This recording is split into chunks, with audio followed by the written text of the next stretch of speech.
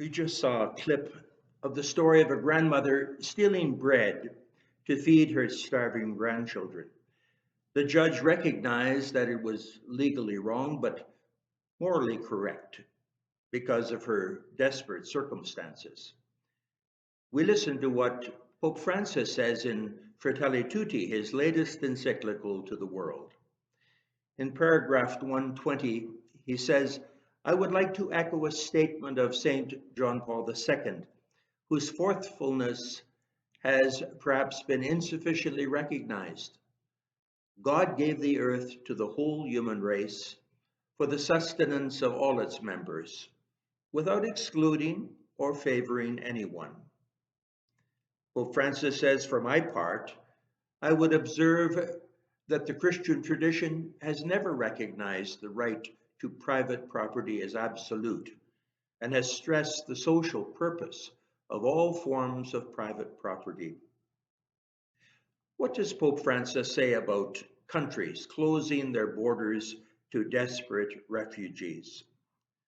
No one then can remain excluded because of his or her place of birth, much less because of privileges enjoyed by others who were born in lands of greater opportunity.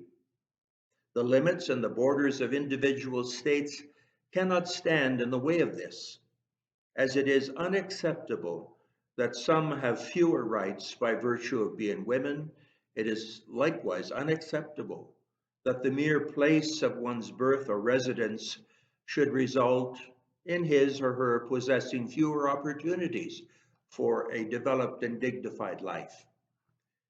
The right to private property, he says, is always accompanied by the primary and prior principle of the subordination of all private property to the universal destination of the earth's goods, and thus the right for all to their use.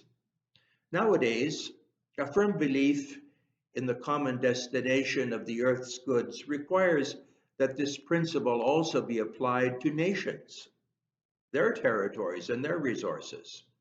Seen from this standpoint, not only of the legitimacy of private property and the rights of its citizens, but also of the first principle of the common destination of goods, we can then say that each country also belongs to the foreigner, inasmuch as the territory's goods must not be denied to a needy person coming from elsewhere.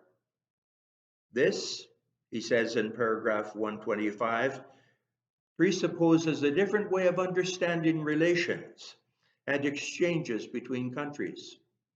If every human being possesses an inalienable right and dignity, if all people are my brothers and sisters, and if the world truly belongs to everyone, then it matters little where my neighbor was born, if in my country or elsewhere.